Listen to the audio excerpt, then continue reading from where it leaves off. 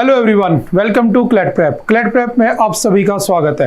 आज है 14 अक्टूबर 2024 और जैसा कि आपको पता है कि हम डेली न्यूज़ एनालिसिस करते हैं। जितने भी हमारे एग्जाम के पॉइंट ऑफ व्यू से इंपॉर्टेंट न्यूज़ होती है हम उसका फैक्चुअल एनालिसिस करते हैं जो हमारे एग्जाम में पूछी जा सकती है। तो चलिए उसी सीक्वेंस को कंटिन्यू करते हैं। आज कौन सा दिन है? आज है 14 अक्टूबर। अगर देखा जाए तो आज ऐसा कुछ डे नहीं है जो आपके एग्जाम के पॉइंट ऑफ व्यू से पूछा जा सके, तो आज हम उसको स्किप कर देते हैं। आज की जो सबसे इंपॉर्टेंट न्यूज आती है तुम्हारे सामने वो है ये। आपने देखा होगा काफी दिन से एक बहुत बड़ा इशू चल रहा है ना, बहुत बड़ा डिस्प्यूट चला आ रहा है। हालांकि इसके ऊपर मैं एक वीडियो बना चुका हूं, आप लोगों ने शायद देख भी लिया होगा। लेबनान मिडल ईस्ट का जो कॉन्फ्लिक्ट है, ठीक है, उसके ऊपर कहाँ से वो जनरेट हुआ, कहाँ से स्टार्ट हुआ, कहाँ से उसका रूट पॉइंट था, है ना, कहाँ से कैसे चलते चलते आज कहाँ तक पहुँच चुका है। ठीक है, तो एक बार उस लेक्चर को देख लेना, उसके बाद हम कंटिन्यू करते हैं आज क्या हुआ। एक्चुअल में देखो बेसिक्स आइडिया तो आपको होगा, आपने वीडियो देख ली होगी, लेकिन अगर मैं तुमसे कहूँ कि आज क्या हुआ, देखो उस जो आपका हैंडआउट जो प्रिपेयर कर रहे हो ना, जो नोट्स बना रहे हो, उसमें डेली की जो नई नई चीजें होती है उसको ऐड ऑन करते रहा करो ताकि एक पूरी की पूरी जो न्यूज़ है वो बनकर तैयार हो जाए। ठीक है, अब देखो हुआ क्या, इजराइल ने क्या किया, जो आपका लेबनान है उसके अंदर देखो होता क्या है कि जब भी दुनिया भर में, मैंने हमेशा आपसे कहा कि दो ही लोग हैं जो रिस्पॉन्सिबल है दुनिया भर के कॉन्फ्लिक्ट के लिए। एक कौन सा है? यूएसए, और दूसरा कौन सा है? यूएसएसआर। ठीक है, और आपको पता है कि ये दोनों के दोनों कभी किसी जमाने में एक ही पार्टी में हुआ करते थे। जब आपका सेकेंड वर्ल्ड वॉर हुआ था तो दोनों एक तरफ से लड़ रहे थे, लेकिन दोनों के बीच में जब यूएसए ने 6 और 9 अगस्त को जो आपका हिरोशिमा और जो नागासाकी है उसके ऊपर जापान में जब जो आपका न्यूक्लियर बम डाला, उसके बाद से दोनों में क्या हो गया, दुश्मनी हो गई, डिस्प्यूट हो गया और दोनों अलग हो गए।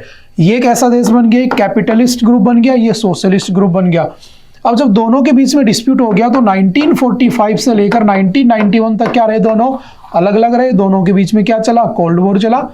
और जब कोल्ड वॉर खत्म हुआ 1991 में तो इसके हो गए दो टुकड़े। कौन कौन से आप जानते हो? एक क्या बना आप सबका फेवरेट? रशिया बना। दूसरा क्या बना? European union. दो टुकड़ों में टूट जाता है। लेकिन आज भी अगर तुम देखोगे ना, दुनिया भर में यही दो रीजन है जिसकी वजह से डिस्प्यूट हो रहा है। अगर मिडल ईस्ट में कुछ नया रिसोर्स निकल आता है तो अमेरिका पहुंच जाता है कि मैं इसको बचाऊंगा, किससे? वहां के लोकल गुंड से, यानी कि लोकल जो गुंडे बदमाश उनसे बचाऊंगा। तुम्हारे ऊपर अगर तुम्हारे देश के अंदर कुछ नेचुरल रिसोर्सेज मिल जाते हैं और अमेरिका कहेगा मैं तुम्हें पड़ोसियों से बचाऊंगा, मैं तुम्हारी क्या करूंगा, प्रोटेक्शन करूंगा, और पहुंच जाता है। किस नाम से? पीस मेंटेन करने के नाम से। तो एक्चुअल में तो यही रीजन है। तो हुआ क्या, अभी इजराइल और हमास और इजराइल जो लेबनान का जो डिस्प्यूट चल रहा था, इसमें भी सेम यही हुआ कि वो जो यूनाइटेड नेशन है, कब बना होता है यूनाइटेड नेशन? तो समझ रहे, सारी कहानी यही से निकली हुई है। जो यूनाइटेड नेशन है उसकी फॉर्मेशन कब हुई थी? यूनाइटेड नेशन 24 अक्टूबर 1945 को बना होता है। और जब 24 अक्टूबर को बना तो इसी दिन क्या बनाते हो? यूएन डे भी बनाते हो। अब क्या हुआ, कुछ दिन पहले इस यूनाइटेड नेशन की जो जनरल असेंबली है, उस जनरल असेंबली का जो जनरल सेक्रेटरी है एंटोनियो गुटेरस, उसको क्या किया गया, इजराइल ने अपने यहाँ पर एंट्री देने से मना कर दिया और कहा कि तुम लोग क्या कर रहे थे, तुम किसकी हेल्प कर रहे थे? तुम कर रहे थे हमास की, पैलेस्टाइन की, ठीक है, लेबनान की, और जो हिजबुल्लाह ग्रुप है उसकी क्या कर रहे थे, उसकी पैरवी कर रहे थे, उसकी तरफ से लड़ रहे थे। अब उन्होंने एंट्री नहीं दी तो हुआ क्या, अभी लेबनान और जो आपका इजराइल है, दोनों के बीच में एक लाइन है जिसको कहा जाता है ब्लू लाइन। किस नाम से जाना जाता है? जिसको ब्लू लाइन कहते हैं, जो कि ये बनी हुई है। इस तरफ इजराइल है, इस तरफ आपका लेबनान है, और यहाँ पर ये आपके सामने गाजा स्ट्रिप है। यहाँ पर देखोगे, यहाँ से देखो लेबनान, सीरिया, ये वेस्ट बैंक बना हुआ है, ये गाजा स्ट्रिप है, और ये बीच में क्या पूरा का पूरा इजराइल। तो हुआ क्या कि इस इजराइल ने इस लेबनान के अंदर, है ना, इस इजराइल ने इस लेबनान के ऊपर जो आपकी ब्लू लाइन है, आप कहोगे सर ये ब्लू लाइन कहां से आ गई? तो मैंने जिस दिन आपको लेबनान वाला इशू समझाया था उसमें बताया था कि लेबनान और इजराइल के बीच में काफी लड़ाइयां हो चुकी हैं। एक बार एक लड़ाई हुई थी जिसको हम कहते हैं 34 डे वॉर, 2006 में अटैक हुआ था, जिसमें आपके इजराइल ने लेबनान को इन्वेड कर दिया था, अटैक कर दिया था, और उस अटैक में लगभग 1100 जो लेबनान के लोग थे वो मारे गए थे। और वो लड़ाई चली थी 34 डेज, उसको हम कहते हैं 34 डे वॉर। इसके नाम वगैरह, ईयर वगैरह अच्छे से याद कर लेना, क्योंकि लास्ट ईयर एग्जाम में यम किपुर वॉर कब हुआ था ये सब पूछ लिया था उसने। ठीक है, अब मारे गए, जब मारे गए तो यूनाइटेड नेशन, मैंने अभी समझाया क्या करता है कि मैं तुम्हारी रक्षा करूंगा, मैं तुम्हें प्रोटेक्ट करूंगा। इसने क्या किया, 1948 में एक फोर्स बनाई जिस फोर्स का नाम रखा गया यूएन पीस कीपिंग फोर्स। क्या रखा गया? UN peace keeping force. ठीक है, जो कि वहां पर किसके ऊपर, ब्लू जो बॉर्डर है, ब्लू लाइन, उसके ऊपर तैनात कर दी। और उस पर तैनात करने के बाद कहा गया कि अब अगर तुम्हारे ऊपर इजराइल अटैक करेगा तो हम तुम्हें बचा लेंगे। लेकिन कल क्या हुआ, इजराइल ने उस ब्लू लाइन के ऊपर जो आपके यूएन जो पीस कीपिंग फोर्स है उसी के टैंक को उड़ा दिया। अब मतलब उसने डायरेक्टली किससे लड़ाई ले ली, यूएन से। अब यूएन आप कहोगे सर कुछ करता तो है नहीं, कुछ नहीं करता है, सिर्फ डॉक्यूमेंट में बना हुआ है, कुछ काम नहीं करता। अगर करता होता तो डिस्प्यूट ही ना होते ना। अब मुद्दा ये उठा कि अब क्या होगा, अब कुछ नहीं होगा। वो जो यूनाइटेड नेशन की पीस कीपिंग फोर्स है उसमें इंडिया के, नेपाल के, बांग्लादेश के बहुत सारे लोग हैं। आपने भी देखा होगा आपके आसपास जो आर्मी में लोग होते हैं, जो आर्मी में बेस्ट लोग होते हैं, उनको क्या भेज दिया जाता है, यूएन पीस कीपिंग में भेज दिया जाता है। जो यूनाइटेड नेशन जगह जगह दुनिया भर के कॉन्फ्लिक्ट जहां पर होते हैं वहां पर, जैसे कहीं सिविल वॉर चल रहा है वहां पर भेज देगा, है ना, तो वहां पर वो लोग जाते हैं, बहुत से लोग जाते हैं। अब बात ये आती है कि वो लोग मारे जाएंगे, तो इस समय उस यूनाइटेड नेशन की पीस कीपिंग फोर्स में 34 कंट्रीज के लोग हैं, भारत भी है उसमें। तो इनडायरेक्टली इजराइल ने उन 34 कंट्रीज से दुश्मनी मोल ले ली और कुछ नहीं हुआ। बात समझ में आ रही है, क्योंकि उनके लोग मारे गए होंगे। अगर लोग मारे गए होंगे तो सीधी सी बात है, भारत का कोई मारा जाएगा तो इंडियन आर्मी से दुश्मनी होगी, सिंपल। अब इसमें आगे क्या होगा उसको हम देखेंगे, बस एक बार दोबारा समझने की कोशिश करना। हुआ क्या, अच्छा जब इसने अटैक किया तो अटैक करने के बाद किसका वायलेशन माना गया, तो इंटरनेशनल लॉज, समझ गए ना, जो अभी मैंने बताया कि जो यूएन के लॉज बने हुए थे, ठीक है। आपसे पूछेगा कौन से रेजोल्यूशन के अंदर ये पास हुआ था इंटरनेशनल लॉज, तो याद रखना 1701 जो कि 2006 में उस लेबनान के ऊपर अटैक के बाद बना होता है, जो मैंने अभी बताया, ठीक है। आपसे पूछेगा पीस कीपिंग फोर्स में अभी कितने लोग हैं, तो 10,000 के आसपास है। इंडिया के लगभग 903 सोल्जर्स हैं, जो कि थर्ड लार्जेस्ट नंबर में वहां पे ऐड ऑन है, ठीक है, वहां पे ज्वाइनिंग है। अच्छा, यूएन पीस कीपिंग फोर्स करती क्या है, तो maintaining peace and security, assist in the disarmament, ठीक है, demolition, support the organisation of the elections, ठीक है, protect and promote human rights, ठीक है, वहां पर रूल ऑफ लॉ को एस्टेब्लिश करने में हेल्प करती है। तुम समझ सकते हो, सिंपल सा। बनी कब थी, 1948, ये आपको ध्यान रखना है, ठीक है। बात समझ में आ रही है, बस ठीक है। अब क्या हुआ, जैसे ही इसने इसके ऊपर अटैक किया, ठीक है, ये क्या बनी हुई है, ब्लू लाइन। जैसे आपको पता होगा ना कि इंडिया और पाकिस्तान को सेपरेट करती है कौन सी, तो आप जो आपकी red Cliff line separates India and Pakistan, Durand line separates India and Afghanistan, है ना, ये McMahon line separates India and China, है ना। तो ऐसे यहां पर ब्लू लाइन है, ध्यान रखना, ठीक है। अब क्या हुआ, कब बनी थी यूएन पीस कीपिंग फोर्स, हमें तो एग्जाम को ध्यान में रखना है, ये सब कहानियां तो चलती रहेंगी। तो कब बनी होती है, 1948 में। ये जो लोग होते हैं, इन लोगों को कहा क्या जाता है, तो इसको ब्लू बैरेट्स कहते हैं, यानी कि ब्लू हेलमेट पहनने वाले लोग। इन लोगों के ऊपर जो इनके कपड़े होते हैं ऐसे ब्लू कलर के होते हैं, जो हेलमेट जैसा होता है ब्लू रंग का होता है, जो यूएन पीस कीपिंग फोर्स में रहते हैं, तो इनको ब्लू बैरेट्स या ब्लू हेलमेट्स भी कहा जाता है। 2021 के अकॉर्डिंग इनके अंदर इंडिया के लोग थे लगभग 1888, ठीक है। 2021 जो लास्ट डाटा है तो उसके अकॉर्डिंग हमारे इतने लोग उसमें थे। अच्छा, आप कहोगे कि क्या सर वुमेन्स को भी भेजा जाता है, बिल्कुल भेजा जाता है। यूनाइटेड नेशन के इस पीस कीपिंग फोर्स में इंडिया पहला देश बना था जिसने 2007 में 2007 में पूरी की पूरी एक वुमेन रेजिमेंट को इसमें डिप्लॉय कर दिया था, ठीक है। तो इस बात को भी याद रखना, ये पॉइंट भी याद रखना। कब, जब एक कंट्री है लिबेरिया, आपको मुझे कमेंट करके बताना है what is the capital of the Liberia, ठीक है, लिबेरिया कह रहा हूं मैं, ठीक है, what is the capital of the Liberia, ठीक है, क्या है आप मुझे बताना। अच्छा, लेबनान में 1978 से ये काम कर रही है। कब, जब पहली बार इजराइल ने इन्वेड किया था किसको, लेबनान को, तब से वहां पर ये जो आपकी यूएन पीस कीपिंग फोर्स है वहां पर तैनात है, वहां पर लगी हुई है, ठीक है। उसके बाद 2006 में क्या हुआ था, 34 डे का वॉर हुआ था जिसके अंदर लगभग इतने लोग मारे गए थे। उसके बाद से 10,500 पीस कीपर्स वहां पर हमेशा आपको तैनात मिल जाएंगे, ठीक है। इस वाले मैप को आपने बार बार देखा भी है तो थोड़ा सा इसको और गौर करके समझ लेना। अगर मैं बात करता हूं दोबारा से इसकी बाउंड्री, तो देखो ध्यान से समझना। इजराइल आपके एग्जाम में डायरेक्टली पूछ लेगा कि कौन सी कंट्री इजराइल को वेस्ट में टच करती है, कौन सी कंट्री ईस्ट में टच करती है, कौन सी साउथ में करती है, कौन सी नॉर्थ में करती है। ऐसे क्वेश्चंस आने के भी चांसेस होते हैं, इसलिए बार बार जब तुम मैप देखोगे तो आसानी से समझ जाओगे, ठीक है। तो देखो यहां पर क्या है, लेबनान ये पूरा, ठीक है, यहां पर साइप्रस, ये आपकी इसकी कैपिटल बेरूत, ये क्या है इजराइल, ये पूरा पैलेस्टाइन वाला इलाका हो गया, सीरिया, जॉर्डन, ये सब बने हुए हैं, ठीक है। ये आपके यूएन की जो पीस कीपिंग फोर्स है उसका 31 दिसंबर 2022 का डाटा है, जिसमें बांग्लादेश के सबसे ज्यादा लोग थे, then Nepal, then India. Indian जो आर्मी के लोग हैं वो सबसे ज्यादा थे इसके अंदर 2022 के अकॉर्डिंग, ठीक है। डाटा चाहे ना याद रखना लेकिन इसकी बेसिक डिटेल जरूर याद रखना। ओके, नेक्स्ट चलते हैं। अभी इसमें आपके एग्जाम से पहले जो भी नई चीजें होती हैं प्लीज उस वाले हैंडआउट को जो आपने परसों देखा था उसके नोट्स बनाकर प्रॉपरली उसके अंदर ऐड ऑन कर लेना, जैसे इसको उसमें ऐड ऑन कर लेना तो एक पूरा टॉपिक आपका तैयार हो जाएगा। चलते next. Return to the sender. देखो होता क्या है, आप लोगों ने देखा होगा कि हमारे पास जो हमारा इसरो है ना, समझना ध्यान से, हुआ क्या, हमारा जो इसरो है, इंडियन स्पेस रिसर्च ऑर्गेनाइजेशन, कब बना होता है, 15 अगस्त 1969। पहले इसका नाम क्या था, तो पहले इसका नाम था इनकोस्पार, है ना, Indian national committee for the space research. और ये इनकोस्पार कब बना था, 1962। और इसको बनाया किसने था, डॉक्टर विक्रम साराभाई। और आगे चलकर इसी इनकोस्पार का नाम चेंज करके कर दिया ISRO, Indian space research organisation. और इसको भी करने वाले कौन थे, विक्रम साराभाई। और इसीलिए Vikram Sarabhai is known as the father of Indian space. ठीक है, आप जानते हो। अब क्या हुआ, मैंने कहा कि इसरो करता क्या है, तो इसरो क्या करता है, आपके जितने भी स्पेस के मिशंस होते हैं सारे वही करता है। डिफेंस के सारे वेपन्स डीआरडीओ बनाता है, जैसे ऐसे ही अपने स्पेस के काम करता है। जैसे आपने चंद्रयान 1 पढ़ा, 2 पढ़ा, 3 भी पढ़ा था, चंद्रयान 4 लूपेक्स जाएगा अपना जापान के साथ, ये सारी डिटेल आपको पता होंगी। तो आपने एक चीज देखी होगी, जब भी कोई मिशन भेजा जाता है, जब भी कोई सैटेलाइट भेजी जाती है, तो उसके अंदर 3 चीजें होती हैं। एक, कौन सी सैटेलाइट जाएगी, है ना, और वो बनती कहां पर है, तो UR राव सैटेलाइट सेंटर या UR राव स्पेस सेंटर, जो कि कहां पे, Bangalore. And Bangalore is the headquarter of the ISRO.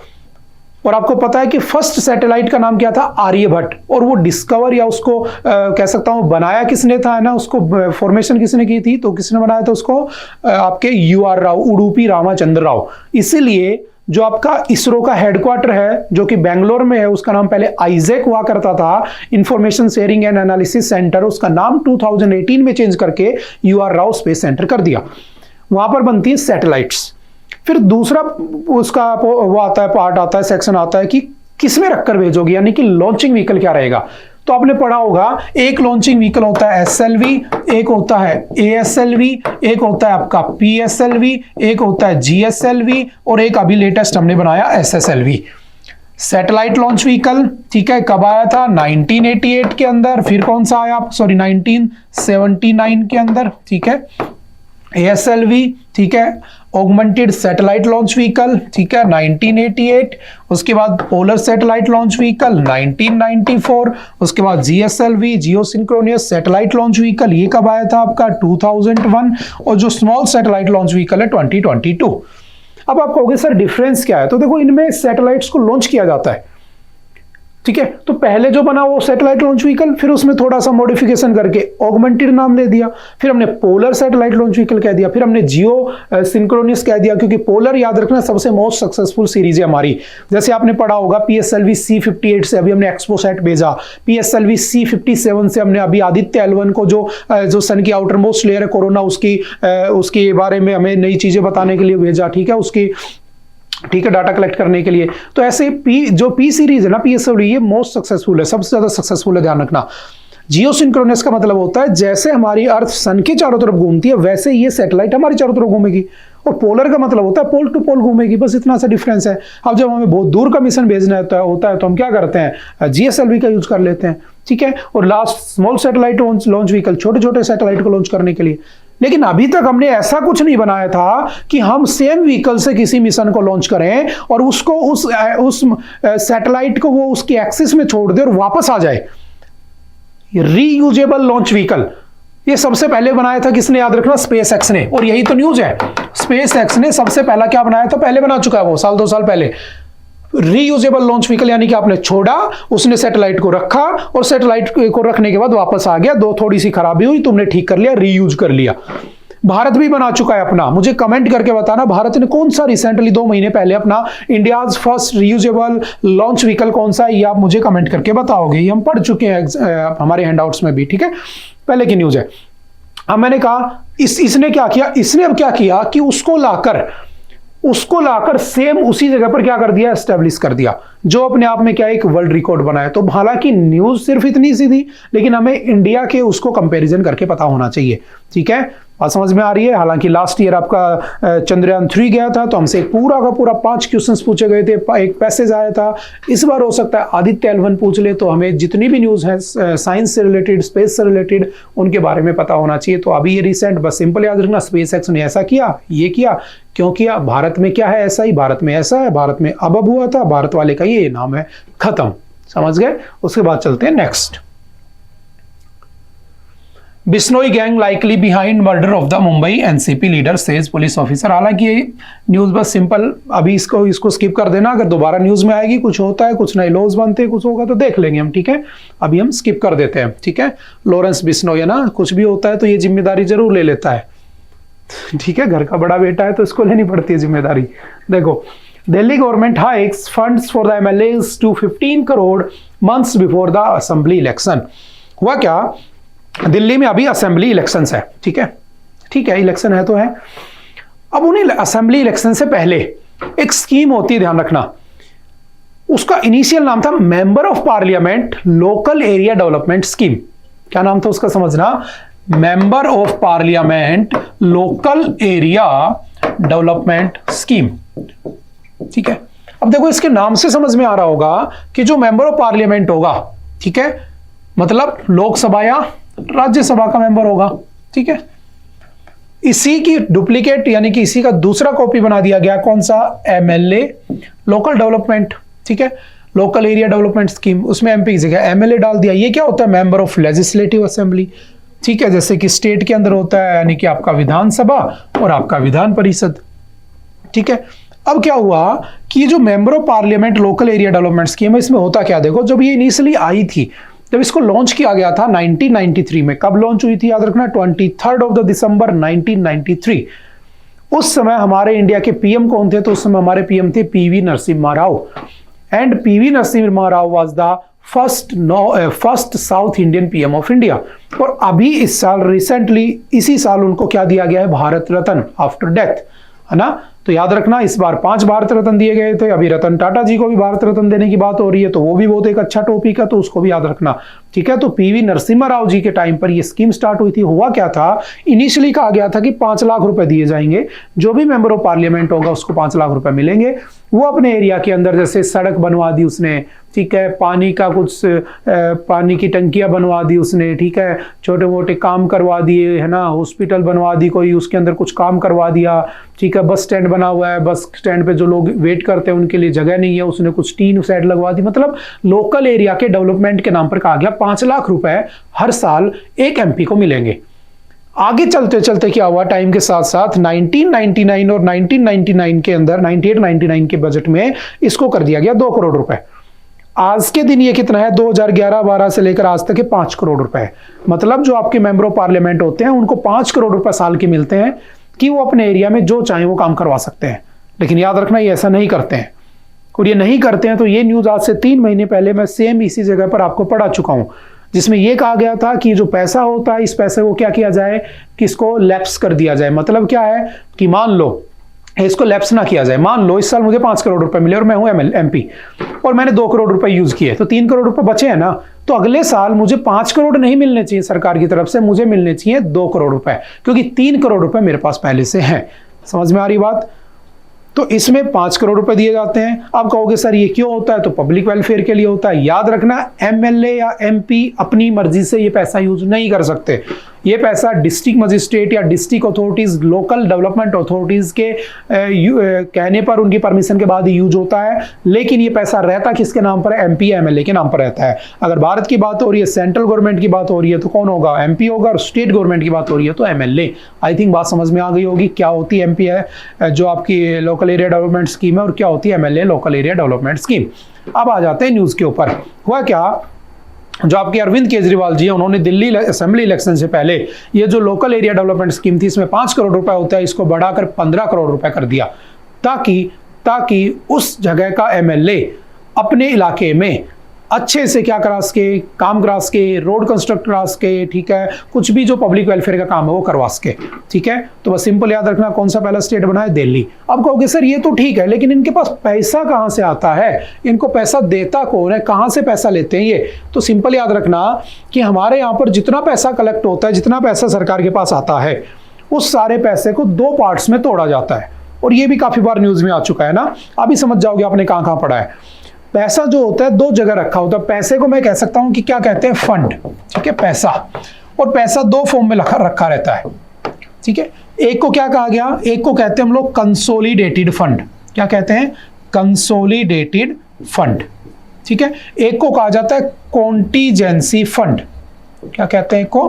Contingency fund. Consolidated fund का आर्टिकल है article 266 of the Indian constitution. And the contingency जो फंड है उसका आर्टिकल कौन सा है? तो उसका आर्टिकल है आपका आर्टिकल नंबर 267। जितने भी लोग होते हैं, ध्यान से समझना एक बार में, जितने भी लोग होते हैं जो गवर्नमेंट एम्प्लॉय होते हैं, group A B C D, किसी पेंशन है, कोई जज है, कोई लॉयर है, कुछ भी है, अगर वो सरकारी आदमी है तो उसकी जो पेंशन, उसकी सैलरी, वो सारी कहां से आती है? कंसोलिडेटेड फंड ऑफ इंडिया से आती है। ठीक है, अब जो बच गए वो कौन सा है? Contingency fund of India. Contingency fund of India को मैं ये कह सकता हूं कि ये एक तरीके से इमरजेंसी फंड होता है। इमरजेंसी फंड होता है जिसके अंदर कम से कम मिनिमम 500 करोड़ रुपए एनी टाइम रखा रहता है। अब कहोगे सर इसको बनाने की क्या नीड थी? देखो होता क्या है, ये जो कंसोलिडेटेड फंड ऑफ इंडिया है ना, इसका यूज कर सकते हो only after the permission of, या only by the permission of, किसकी परमिशन चाहिए तुम्हें? पार्लियामेंट। ठीक है, पार्लियामेंट की परमिशन के बिना ये यूज नहीं कर सकते। और पार्लियामेंट का मतलब यहाँ पे लोकसभा है, क्योंकि पैसा तुम लोगों का है, पैसा तुम लोगों का है तो तुम्हारे द्वारा इलेक्टेड जो मेंबर होंगे उनकी परमिशन के बिना पैसा यूज नहीं हो सकता। इसीलिए मनी बिल को हमेशा कहां प्रेजेंट किया जाता है? Money bill is always presented before the Lok Sabha. Rajya Sabha में जाता है, नाम मात्र का जाता है, 14 डेज के अंदर अगर पास हो गया तो ठीक है, नहीं तो पास मान लिया जाता है। तो मान लो कि इलेक्शन का टाइम है और मोदी जी की सरकार गिर गई, मतलब इलेक्शन है तो सरकार है ही नहीं किसी की, सब बराबर, राजा रंग सब बराबर है। अब जो सरकार बनेगी उसकी वो मालिक बनेगा। अब उसी टाइम पर कोई नेचुरल डिजास्टर आ गया, बहुत भयंकर बड़ा फ्लड आ गई तुम्हारे राजस्थान में, तुम्हारा राजस्थान रेगिस्तान से हो गया पाकिस्तान, पानी पानी हो गया चारों तरफ। अब सोचो पैसा कौन देगा? तो स्टेट तो सेंटर की तरफ मुंह खोल के बैठे रहते हैं कि तुम दे दो तुम दे दो। अब सेंटर में तो कोई है ही नहीं। अब बाढ़ से बताना बहुत जरूरी है, नहीं तो लोग मारे जाएंगे, क्या इज्जत रह जाएगी देश की? दुनिया भर में कहेंगे देखो पैसा ही नहीं है, लोगों को बचा नहीं रहे। तो कॉन्टीजेंसी फंड ऑफ इंडिया से पैसा यूज होता है, ध्यान रखना। And the fund from the contingency fund of India can only be used by the permission of president. किसकी परमिशन लेनी होती है? सिर्फ प्रेसिडेंट की परमिशन से यूज हो जाता है। बात समझ में आ रही है? ये रखा रहता है। यहीं पर एक छोटा सा कॉन्सेप्ट आता है 266 में, जिसको हम कहते हैं पब्लिक अकाउंट। ठीक है, पब्लिक अकाउंट का मतलब क्या है? जैसे मान लो तुमने पोस्ट ऑफिस में कोई स्कीम खुलवा ली, 15 साल के लिए तुमने पैसा जमा करने हैं, तो हर साल पैसे जमा करा रहे हो, इंटरेस्ट मिल रहा है, लेकिन मिलेगा तो 15 साल बाद, तो ये पैसा भी इसी में जाता है। समझ में आ रही है? तो ये पब्लिक अकाउंट का सारा पैसा उसी में आता है। ठीक है, तुम पीपीएफ कटाते हो, ईपीएफओ कटाते हो, बैंकों में पैसे कटाते हो ना, सरकारी स्कीम्स के लिए, वो सारा इसी में जमा होता है। ये भी ध्यान रखना, पब्लिक जो आपका अकाउंट है वो। ठीक है, उसके बाद बढ़ते हैं नेक्स्ट, जंबो स्टेप्स। देखो जंबो स्टेप्स का मतलब क्या है? जंबो हाथी को कहते हो, आप जानते हो। तो आपका जो काजीरंगा नेशनल पार्क है, उस काजीरंगा नेशनल पार्क के अंदर एलिफेंट सफारी को रीशेड्यूल किया गया है दोबारा से स्टार्ट करने के लिए, क्योंकि टूरिज्म को अट्रैक्ट करेगा, टूरिस्ट का सीजन शुरू होने वाला है। तो ऐसे आप हाथियों के ऊपर बैठकर उस जंगल में घूम सकते हो। ठीक है, तो ये कहां पर होता है? Kaziranga national park. मैं बार बार कहता हूं कि एनवायरनमेंट को बिल्कुल नहीं नेग्लेक्ट करना है, बिल्कुल नहीं उसको नकारना है कि भाई पढ़ना ही नहीं है, उसको इग्नोर नहीं करना है। ठीक है, एनवायरनमेंट की सारी न्यूज़ों को हमें पढ़ना है, क्योंकि इस बार का सबसे हॉट टॉपिक एनवायरनमेंट ही है, क्योंकि last year was the hottest year on this earth till date. ये भी आप जानते हो। ठीक है, अब क्या हुआ? तो आपने देखा होगा ग्लेशियर जहां पर थे वहां पर घास उग रही है, तो बड़ी प्रॉब्लम हो रही है, बड़ी चिंता की बात है। तो इतना अच्छा टॉपिक है ना, तो आप याद रखना, एनवायरनमेंट से रिलेटेड सारी न्यूज़ पढ़ लेना, इसलिए मैं बार बार बोलता भी रहता हूँ। ठीक है, अब चलते हैं, हुआ क्या? कहां पर है आपका काजीरंगा नेशनल पार्क? सिंपल याद रखना, गोलघाट और नागौन जो आपके आसाम में वहां बना हुआ है, 1904 में बनाया गया था। टाइगर रिजर्व 2007 में बना था, नेशनल पार्क 1974 में बना था। ठीक है, इसको यूनेस्को हेरिटेज साइट में भी डाला हुआ है। याद रखना, भारत में यूनेस्को हेरिटेज साइट कितनी है? 43 है। लास्ट कौन सी बनी थी आपकी? तो आसाम की कौन सी बनी थी? जो आपकी मोइडम्स बने थे। क्या बने थे? मोइडम्स बने थे, ये भी ध्यान रखना। आपका जयपुर शहर भी किस में आता है? तो आपका जयपुर शहर भी हेरिटेज साइट में आता है, जो 2019 में ऐड हुआ था 38 नंबर के ऊपर। ये भी ध्यान रखना, आज के दिन 43 साइट है। ठीक है, ये आप जानते हो। कौन सी रिवर पर बना है? ब्रह्मपुत्रा रिवर पर बना है। ठीक है, उसके बाद ब्रह्मपुत्रा कहाँ से आती है? तिब्बत चाइना से आती है, ध्यान रखना। ठीक है, उसके 4 नाम है। उसके बाद ब्रह्मपुत्रा को बांग्लादेश में आप याद रखना जमुना कहते हैं, गंगा को पद्मा कहते हैं। ठीक है, राइनोज मिलते हैं, एलिफेंट मिलते हैं, रॉयल बंगाल टाइगर मिलता है और एशियाटिक वाटर बफेलो मिलती है। ठीक है, पानी वाली भैंस भी यहाँ पर पाई जाती है। ठीक है, सिंपल सा याद रखना। कौन सा नेशनल हाईवे पास होता है? NH38 यहाँ से पास होता है। कौन सी नदी इसके अंदर से फ्लो करती है? Diphu river passes through the Kaziranga national park. किस लिए फेमस है? तो सिंगल हॉर्न राइनोज, यानी कि एक सींग वाला जो राइनो है वो यहाँ पर पाया जाता है। और आपको पता है नेशनल पार्क में कुछ ना कुछ यूनिक होता है, इसीलिए वो बने होते हैं। किसको प्रोटेक्ट करने के लिए? प्लांट्स और एनिमल्स को प्रोटेक्ट करने के लिए, प्रिजर्व करने के लिए। किससे? तुम जैसे लोगों से, यानी कि इंसान से बचाने के लिए, ठीक है। टोटल 106 है। पहला जिम कॉर्बेट था जिसको आज हम रामगंगा कहते हैं, 1936 में उत्तराखंड में बना था। लास्ट कौन सा है? रायमोना, वो भी असम के अंदर है, ठीक है। ये सारी बातें हमें पता है। हम चलते हैं नेक्स्ट न्यूज के ऊपर। Take the gauntlet. देखो हुआ क्या, अभी देखा होगा आपने कि कल परसों है ना, 2-3 दिन पहले एक और ट्रेन टकरा गई। अब जब ट्रेन टकरा रही तो सोचो कुछ ना कुछ तो दिक्कत है ना कहीं तो आप कह सकते हो कि एरर तो आता है, ह्यूमन एरर आ ही जाता है। तो कहा गया था, आप मुझे कमेंट करके बताना कौन से ईयर में ये सिस्टम आया था, कवच। कवच का मतलब होता है, जैसे आप लोगों ने महाभारत सुनी होगी, उसमें जो आपके कर्ण थे उनके पास क्या थे? कवच कुंडल थे। जब तक वो उनके शरीर पर कवच कुंडल थे आप उनको नहीं मार सकते थे। तो भगवान जो श्री कृष्ण थे उन्होंने भेष बदला और उन्होंने दान में मांग लिया और उन्होंने दान कर दिया और उसके बाद उनको मार दिया गया, उनकी डेथ हो गई।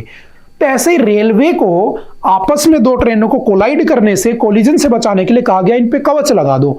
अब कवच लगाने का मतलब ये नहीं है दो ट्रेनें टकराएंगी और वो उछल के साइड में बैठ जाएंगी और कुछ नहीं होगा, मरोगे नहीं तुम। कवच का मतलब सिंपल ये है कि इसके ऊपर कवच लगा है, इसके ऊपर कवच लगा है, ठीक है। एक्चुअल में ये काम कैसे करता है समझना, फिर हम इसको समझेंगे कहना क्या चाह रहा है, ठीक है। कुछ ऐसे करता है कवच काम, ठीक है। ये अभी हर रेलवे के ऊपर नहीं लगाया, लग जाएगा तो एक्सीडेंट होने ही बंद हो जाएंगे, बिल्कुल जीरो। ये एक तरफ से ट्रेन आ रही थी, एक तरफ से आ रही थी, ठीक है। लोको, आप इसमें लोको पायलट बन के बैठे हो, असिस्टेंट लोको पायलट है ना, आप लास्ट ईयर भर्ती में इसमें भर्ती हुए थे, ठीक है। ये दोनों मान लो टकराने वाली है, तो 100 मीटर दूर से लगभग अगर इसको लगेगा कि सामने से कोई ट्रेन आ रही है तो ऑटोमेटिकली ये जो है ना इसका कवच ही एक्टिवेट हो जाएगा। ये तुरंत सिग्नल भेजेगा रेडियो कम्युनिकेशन के बाद स्टेशन से टीसीए के पास, ये यहां से भेजेगा जीपीएस के पास, जीपीएस से फिर रेडियो कम्युनिकेशन होकर इस वाली ट्रेन के पास मैसेज चला जाएगा। दोनों ट्रेनों को यह पता लग जाएगा कि आमने सामने से एक दूसरे के कोई आ रहा है। इस ट्रेन को यह पता लग जाएगा तेरे सामने कोई है, इस ट्रेन को पता लग जाएगा तेरे सामने कोई है और इतने दूर है। तो ये दोनों ट्रेन में अगर ड्राइवर सो भी गया, तुम्हारी तरह कोई ड्राइवर निकम्मा है सो गया, तो ये ट्रेनें अपने आप ही ऑटोमेटिक ब्रेक लगा लेंगी और जब ऑटोमेटिक ब्रेक लगा लेंगी तो कोलाइड होने से बच जाएंगी। जब कोलिजन से बच जाएंगी तो तुम लोगों की जान बचा ली जाएगी, रेलवे का नुकसान नहीं होगा। समझ में आ रही है? यही क्या है, कवच सिस्टम। लेकिन ये हर ट्रेन में हर जगह इंप्लीमेंटेड नहीं है, यही वजह है कि हमें एक्सीडेंट्स देखने को मिलते हैं। बात समझ में आ गई? आपका क्वेश्चन इतना है, अगर आप इसे समझ चुके हैं, अगर आप इसके सिस्टम को पढ़ चुके हैं, समझ चुके हैं, तो मुझे कमेंट करके बताना कि कौन से ईयर में इनिशिएट किया गया था, स्टार्ट किया गया था, इंप्लीमेंट किया गया था कि कवच आना चाहिए, कवच है। कब तक पूरा लगेगा वो बाद की बातें हैं, ठीक है। और इस बार ट्रेन इतनी एक्सीडेंट हो रही है, मैं फिर से आपसे कह रहा हूं ट्रेनों के बारे में अच्छे से डिटेल में पढ़ लेना। सबसे पहली ट्रेन कब आई थी? 16 अप्रैल 1853। कहां से? मुंबई से ठाणे के बीच में। कितना किलोमीटर चली थी? 34 किलोमीटर चली थी। लाने वाले कौन थे? लॉर्ड डलहौजी। आपको पता होना चाहिए टोटल रेलवे जोन कितने हैं, तो टोटल 18 रेलवे जोन है, ठीक है। सबसे पहले 1905 में साउदर्न रेलवे बना था जो कि चेन्नई में है। लेटेस्ट विशाखापट्टनम रेलवे जोन बना था, ठीक है। ये सारी कुछ बेसिक बातें मैं कई बार लिखवा चुका हूं, ठीक है। ट्रेनों से भी एक क्वेश्चन आ सकता है, ठीक है।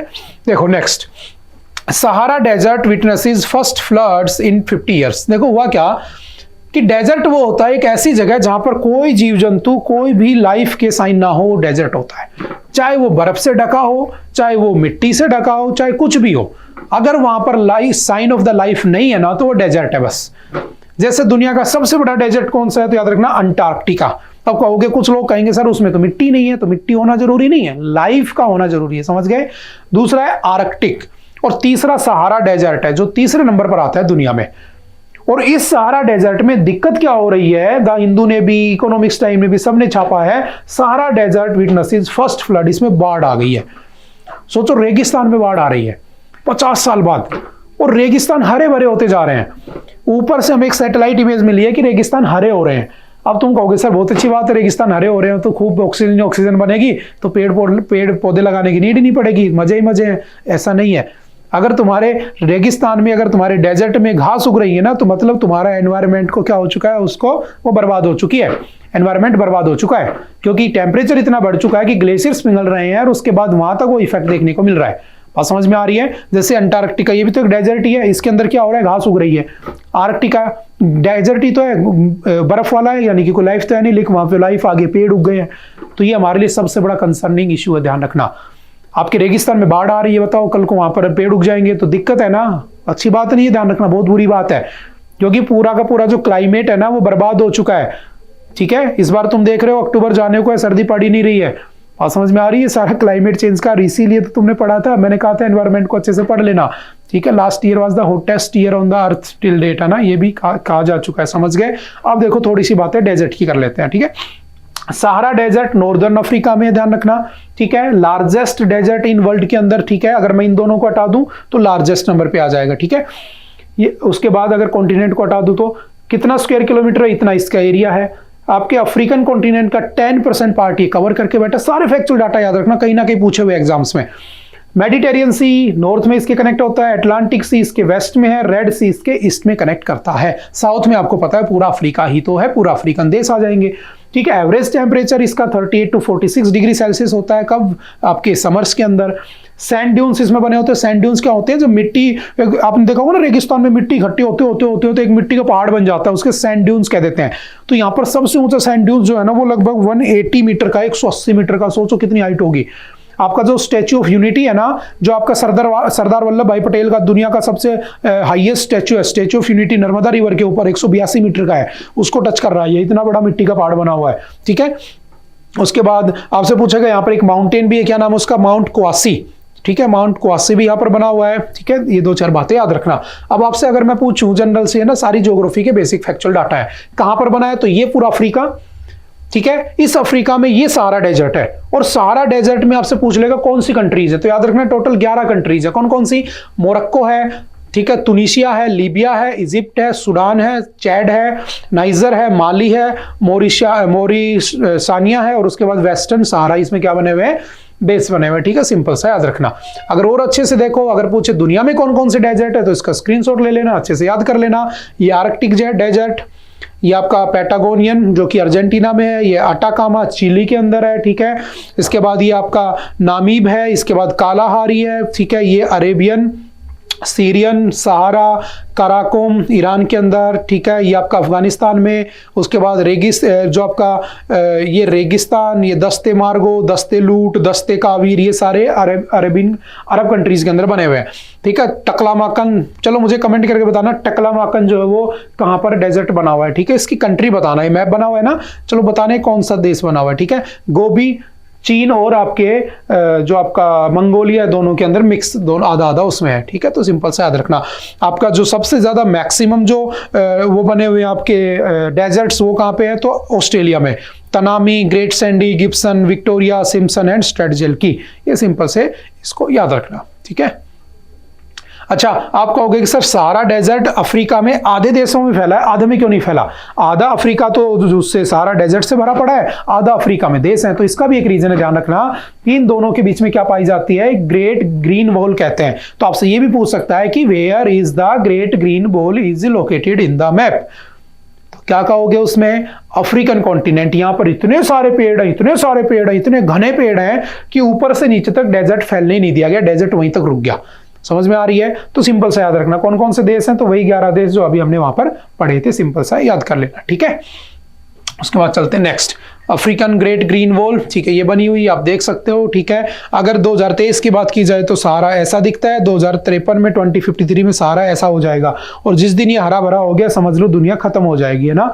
ये हर धर्म शास्त्रों में, हर ग्रंथों में लिखा हुआ भी है, और वो उसका रीजन मैं समझा दिया। पीपल्स राइट टू इंफॉर्मेशन, देखो ये न्यूज बहुत अच्छी है ना, समझना। अगर मैं किसी डिपार्टमेंट के बारे में कोई न्यूज जानना चाहता हूं, कोई इंफॉर्मेशन जानना चाहता हूं, तो मेरे पास कोई सोर्स ही नहीं था। मैं नहीं जान सकता कि प्रधानमंत्री जो 2 लाख रुपए का सूट पहनते हो कहां से लाते हैं, उनकी सैलरी क्या है। मुझे नहीं पता कि कोई आदमी एमएलए बन गया, एमपी बन गया, और वो कैसे 25 करोड़ रुपए का बंगला खरीद रहा है, 500 करोड़ रुपए का दुबई में प्लाट ले रहा है, मेरे को नहीं पता था। तो 2005 में, याद रखना 2005 में, उस समय की जो सरकार थी उसने एक एक्ट पास किया जिसको नाम रखा गया राइट टू इंफॉर्मेशन। क्या नाम रखा गया? Right to information, RTI. इतना अच्छा एक्ट है, कहते हैं कि आरटीआई आने के बाद बहुत सारी करप्शन के बारे में पता चला। 37% अप्रोक्सीमेटली करप्शन ज्यादा निकल के आए सामने, क्योंकि तुम जिसके बारे में जान सकते हो, तुम्हारे गांव का सरपंच है, उसको साल के 2 करोड़ रुपए मिलते हैं मान लो, 5 साल उसने रूल किया, मान लो 10 करोड़ रुपए मिले फॉर एग्जाम्पल काम करने के लिए, और 10 करोड़ रुपए खा गया। तुम्हें यह पूछना है, जानना है कि क्या काम किया तुमने, एक आरटीआई लगा दी। अब अगर तुम मेरी तरह गरीब हो, अगर तुम मेरी तरह नीचे बीपीएल में रहते हो, बिलो पॉवर्टी लाइन में, तो तुम्हें 0 रुपए लगेंगे, कोई पैसा नहीं लगना तुम्हारा। और अगर तुम तुम्हारी तरह एपीएल में हो, तुम तुम्हारी तरह अबव पॉवर्टी लाइन में हो, तो तुम्हारे 10 रुपए लगेंगे बस। जाओ एक एप्लीकेशन लगाओ, जिसके बारे में जो जानना है मिल जाएगा। लेकिन जो मिल जाएगा तो क्या उस अगले को पता होना चाहिए कि मिलेगा? नहीं।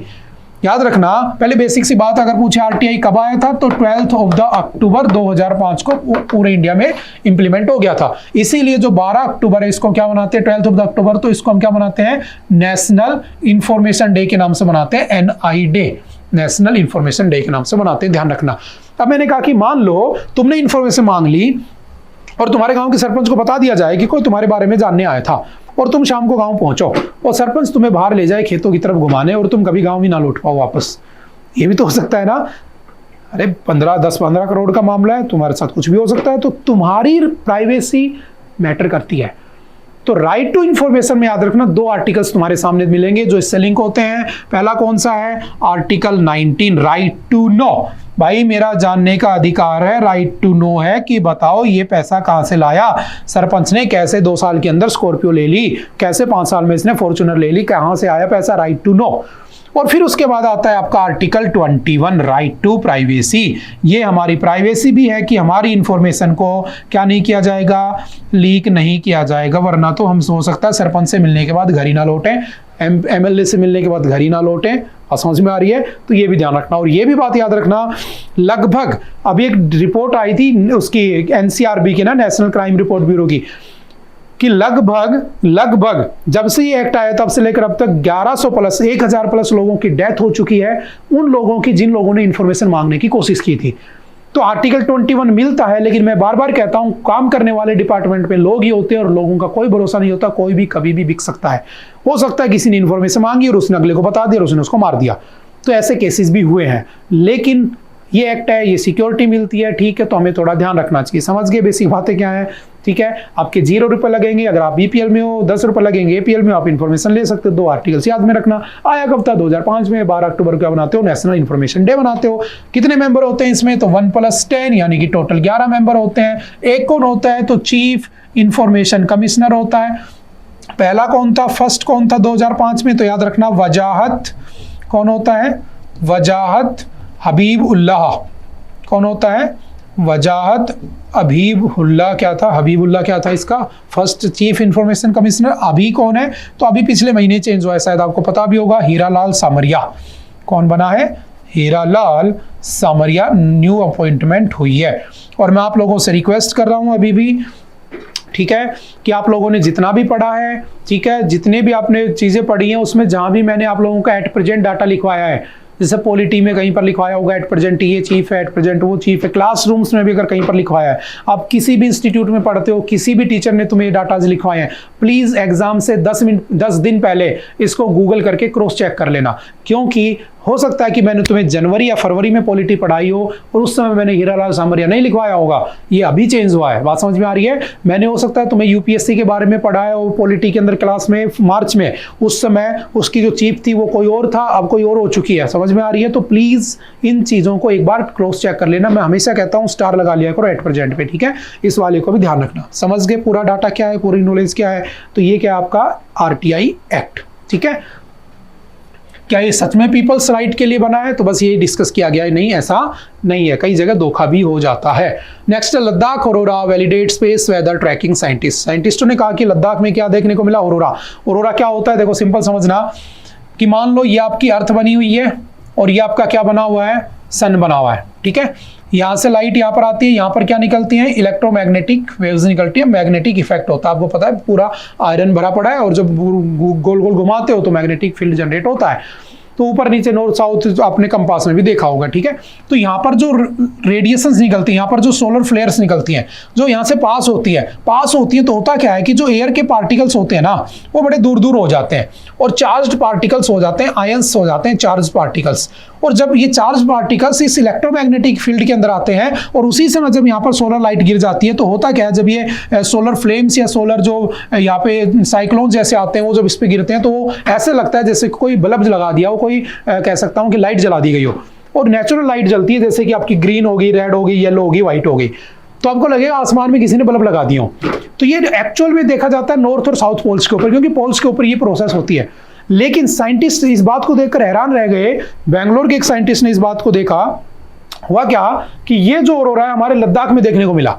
मतलब कि ये जो सोलर फ्लेयर्स जो थी, ये जो यहां से पास होनी चाहिए थी वो अब यहां से पास हो रही हैं। क्योंकि अगर मैं इसको 0 डिग्री मान लूं, अगर मैं इसको 0 डिग्री इक्वेटर मान लूं, ध्यान से समझना, तो मैं तो यहां रहता हूं ना, मैं तो 23.5 में रहता हूं ना नॉर्थ में, मेरा इंडिया तो यहां बना हुआ है ना। और ऊपर ये क्या है 90 डिग्री, मतलब जो 90 डिग्री नॉर्थ पर प्रोसेस होनी चाहिए थी वो प्रोसेस 23 डिग्री पर दिख रही है। या उससे थोड़ा सा ऊपर मान लूं, मैं 23 तो राजस्थान से है, तो थोड़ा सा और ऊपर चला जाऊं, 30 में चला जाऊं, 35 में चला जाऊं, लेकिन हो तो रही है ना। तो ये एक अलार्मिंग सिचुएशन है, ध्यान रखना कि सब कुछ क्या हो रहा है, चेंज हो रहा है। बात समझ में आ रही है? तो ऑरोरा ऐसे बनते हैं। मुझे बस कमेंट करके बताना कि ऑरोरा किस लेयर में बनते हैं, troposphere, stratosphere, mesosphere, ionosphere, thermosphere या फिर एक्सोस्फेयर, कौन सी लेयर के अंदर ऑरोराज बनते हैं। ठीक है, ये आपका घर का क्वेश्चन है। उसके बाद चलते नेक्स्ट। आई थिंक आज के लिए इतना ही था। आई होप कि आपको चीजें समझ में आई होंगी। अगर आई हैं तो बहुत अच्छी बात है, फिर भी अगर नहीं आई तो मुझसे आकर पूछ सकते हो। ठीक है, okay, bye bye, thank you, have a nice day.